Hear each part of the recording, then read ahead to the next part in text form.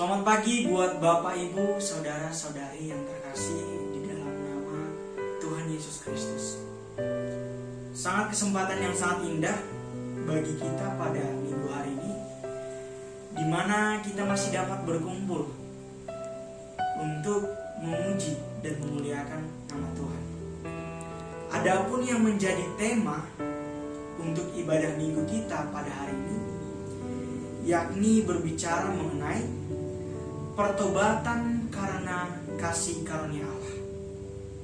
Sekali lagi, berbicara mengenai pertobatan karena kasih karunia Allah, yang diambil dalam Nats Galatia 1 ayat 11 sampai 24. Bapak, Ibu, Saudara-saudari yang terkasih, berbicara mengenai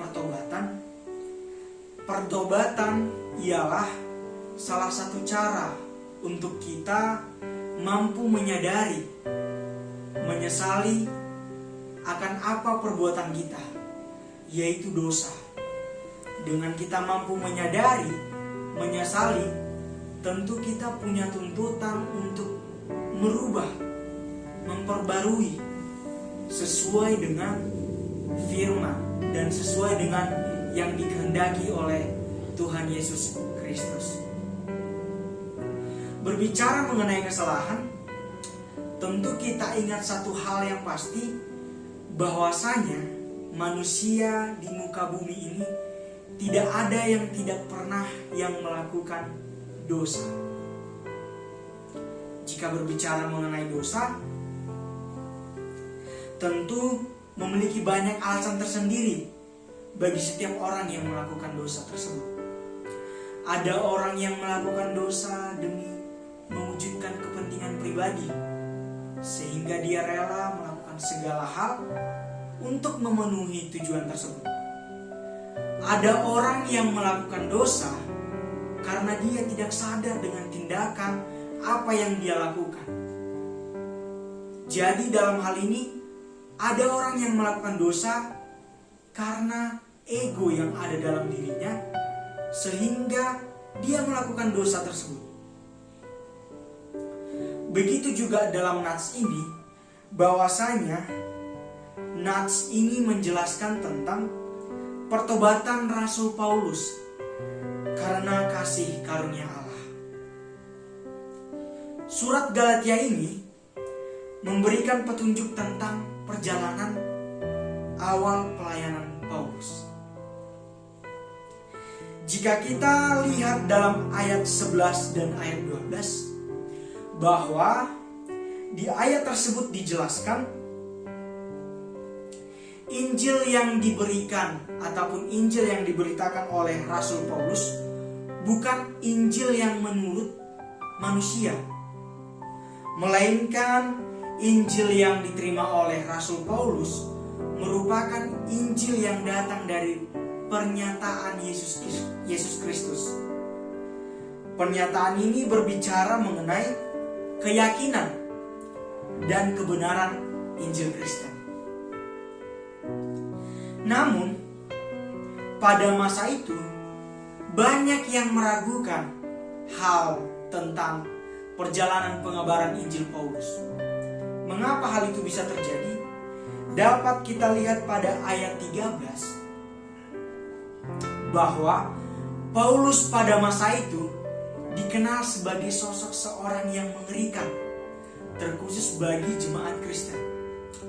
Karena Paulus rela menganiaya, melakukan tindakan kekerasan, melakukan hal yang tidak sesuai dengan hak asasi manusia.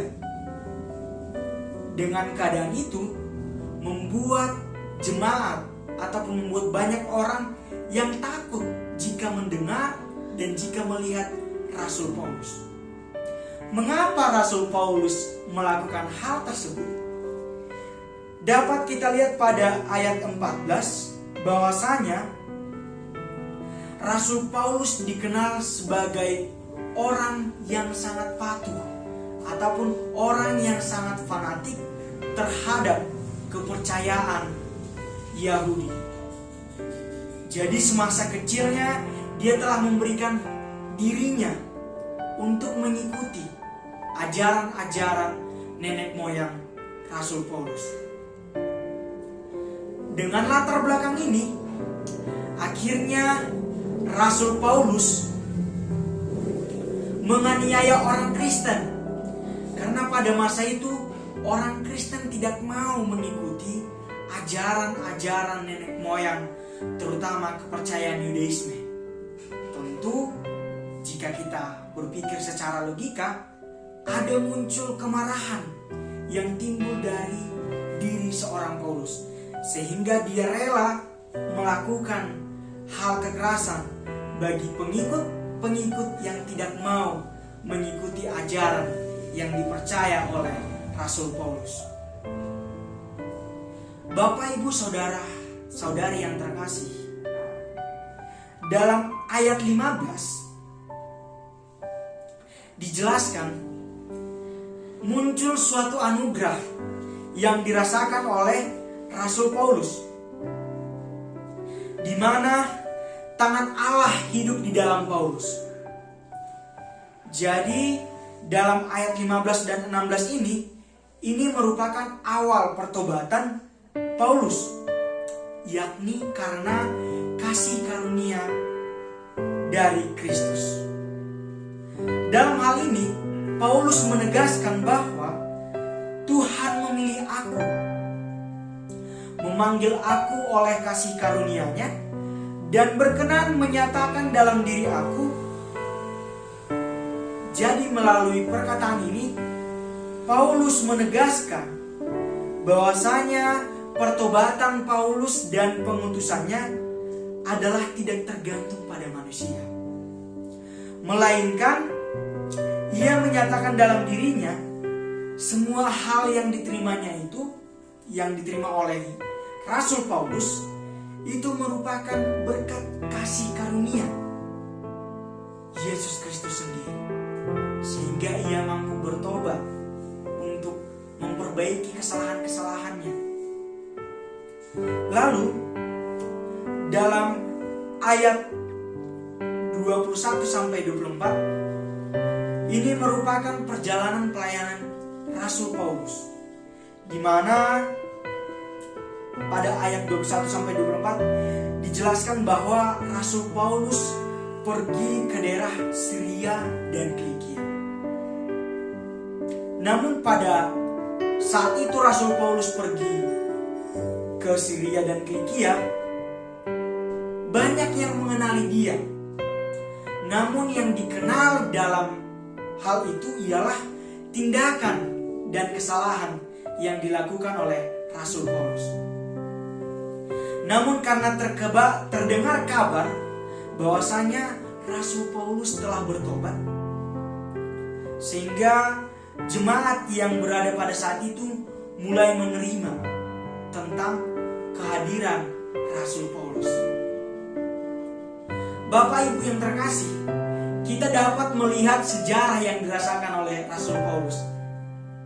Cukup banyak kejadian-kejadian serta masalah-masalah yang terjadi pada diri Paulus. Namun karena berkat kasih karunia Allah, Rasul Paulus mulai bertobat. Akhirnya dia mencoba untuk belajar dari kesalahannya, dan dia melakukan sebuah pelayanan ke daerah-daerah yang pernah dia aniaya pada masa itu. Dalam nas ini kita boleh melihat bahwasanya Yesus tidak tinggal diam bagi setiap orang yang mengalami masalah. Bapak, Ibu yang terkasih, saya mempunyai sebuah cerita yang menceritakan tentang sebuah pertobatan. Ini menceritakan seorang pemuda yang tinggal di sebuah desa. Pemuda ini dikenal sosok yang sangat malas, yang sangat dapat merisaukan masyarakat pada saat itu. Jadi pemuda ini dianggap sebagai sampah masyarakat. Hal itu melatar belakangi karena pemuda ini dikenal sebagai seorang pemuda yang sangat berandal. Dia sudah terpengaruh ataupun tercandu dengan narkoba, sehingga untuk membeli, untuk melawan ataupun untuk mendapatkan apa yang dia inginkan, terutama narkoba, dia melakukan segala cara untuk mendapatkan hal tersebut. Lalu, mengingat kesalahan atau tindakan yang dilakukan pemuda, tentu orang tua pemuda ini merasa sangat kecewa, merasa sangat takut, dan merasa tidak ada keadilan dalam keluarga. Sehingga ibunya marah, lalu menyuruh pemuda ini untuk pergi meninggalkan rumahnya, karena ibunya tidak sabar lagi menghadapi kelakuan tindakan pemuda ini. Lalu pemuda ini justru tetap mengekang. Artinya dia sangat kecewa setelah mendengar perkataan dari ibunya. Lalu dengan penuh amarah, penuh kecewa, penuh emosi yang tinggi, pemuda ini akhirnya pergi meninggalkan rumah. Lalu di tengah perjalanan dia terpikir, jika saya pergi meninggalkan rumah, di manakah saya tinggal? Jika sebelumnya dia mempunyai tempat tinggal, tentu dengan mengambil keputusan dia meninggalkan rumah, tentu dia kebingungan dalam hal mencari tempat tinggal. Akhirnya singkat cerita, dia berhenti sejenak dan beristirahat di depan gedung ruko. Dia mencoba berpikir, beristirahat untuk menenangkan dirinya. Namun di dalam peristirahatannya datang seorang bapak-bapak yang melintasi ia saat beristirahat. Ternyata bapak ini merupakan seorang pendeta. Dengan hati yang tulus dan dengan hati yang penuh perhatian, bapak ini mencoba berbincang dengan pemuda tersebut dengan menanyakan hal, mengapa engkau di sini, mengapa tidak pulang ke rumah. Dengan pikiran seperti itu, mereka mulai berbincang. Singkat cerita, akhirnya bapak pendeta ini mengajak pemuda ini agar pemuda ini mampu ikut dengan dia. Awalnya pemuda menolak, namun karena bapak pendeta tetap memberikan suatu perkataan agar pemuda ini percaya, akhirnya hati pemuda ini luluh. Setelah pemuda ini ikut ke rumah bapak pendeta dan menjalani kehidupan bersama keluarga bapak pendeta, ia merasakan ada hal yang sangat berbeda dalam hidupnya. Bahwasanya dia mulai termotivasi dengan bentuk pelayanan-pelayanan, begitu juga tindakan-tindakan yang dilakukan oleh bapak pendeta. Lalu dengan tindakan tersebut, pemuda ini mulai termotivasi. Hatinya mulai luluh. Dari hatinya yang keras kepala, dari hatinya yang susah mendengarkan nasihat, namun karena melalui tindakan, kegiatan yang dilakukan oleh bapak pendeta dan menjalani hidup bersama keluarga bapak pendeta, dia mulai sadar, ternyata segala yang saya lakukan selama ini bukanlah perbuatan yang baik. Lalu dia mulai terpikir untuk melakukan hal yang sama di kemudian hari. Akhirnya hari-hari selanjutnya, tahun berganti tahun, dia mulai ingin mempelajari ajaran-ajaran Kristen dengan mengikuti pelajaran melanjutkan studi teologi. Mulai dari situ dia telah mendekatkan hati, mendekatkan jiwa untuk mengikut dan mengerjakan apa yang dikehendaki Tuhan. Setelah tahun berganti tahun, akhirnya dia lulus dari sekolah teologi dan dia menjadi seorang pendeta. Dan dia ditempatkan di lapas ataupun tempat narapidana. Dia melakukan pelayanan terhadap para narapidana.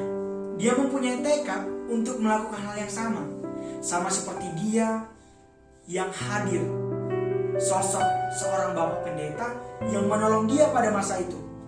Jadi dia ingin melakukan hal yang sama seperti yang dilakukan oleh bapak pendeta. Bapak Ibu yang terkasih di dalam nama Tuhan Yesus Kristus, dari pertobatan pemuda ini tentu memberikan hal yang positif, terutama pada masyarakat, di daerah ataupun di desa pemuda ini. Masyarakat mendengar bahwasanya pemuda ini telah bertobat, telah melakukan tindakan yang baik. Akhirnya masyarakat yang dahulunya menganggap pemuda ini sampah masyarakat, sekarang dapat menjadi tokoh pembawa kebenaran dengan melalui pelayanan yang dibuktikan oleh pemuda ini. Bapak, Ibu, saudara-saudari yang terkasih di dalam nama Tuhan Yesus Kristus, dari kisah Paulus dan kisah cerita pemuda ini, kita dapat mengambil makna bahwa Tuhan selalu hadir bagi kita yang dianggap orang yang melakukan kesalahan dan orang yang berdosa. Dan dari kisah Rasul Paulus dan pemuda ini kita dapat belajar, ternyata orang yang melakukan kejahatan ada partikel-partikel kecil nilai kebaikan yang mampu diubah untuk menjadi sebuah nilai yang sangat luas. Jadi sebagai umat Kristen yang sejati, mari kita sama-sama belajar jangan berpikir negatif bagi setiap orang yang melakukan kesalahan. Ternyata ada dampak tersendiri, yakni dampak positif. Sama halnya yang dilakukan oleh Rasul Paulus dan begitu juga pemuda tersebut. Dalam nats khotbah ini juga kita dapat menemukan 3 poin utama. Poin yang pertama ialah pertobatan merupakan kasih karunia Allah. Poin yang kedua, Tuhan selalu hadir bagi orang-orang yang lemah dan orang yang berdosa. Artinya Tuhan tidak tinggal diam. Poin yang terakhir ialah hidup bagi Injil Kristus. Artinya kita harus hidup sesuai dengan ajaran firman Tuhan, agar kita mampu memberikan dampak yang positif dimanapun kita berada. Maka dari itu, tetap semangat. Mari kita bersama-sama berubah untuk menjalankan hal yang lebih baik. Amin. Tuhan Yesus memberkati.